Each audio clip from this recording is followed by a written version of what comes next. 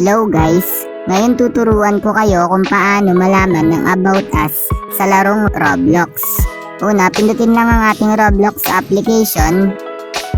Then ayan, wait lang natin mag-loading sa Roblox.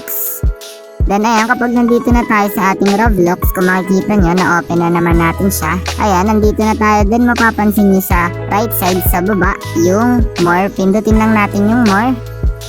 Then ayan, kapag napindot nyo na yung more, gagawin lang natin dito is i-scroll down lang natin. Ayan, scroll down lang natin. Then kapag na-scroll down nyo na, dito sa kababaan, may mapapansin naman kayo dito na nakasulat na about. Eto siya. Pindutin lang natin yung about.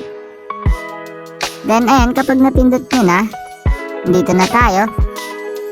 Then mababasa nyo naman dito yung about us. Eto, pindutin lang natin yung about us. Ayan, then kapag napindot nyo na, mapupunta na tayo dito.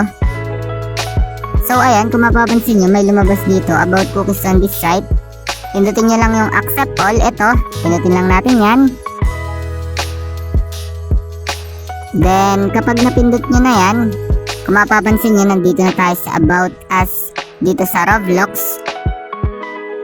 Then mag-scroll down lang kayo para mabasa nyo pa ang ibang details dito sa Roblox. Ayan, marami naman kayo makikita dyan. Lahat ng information is nandito.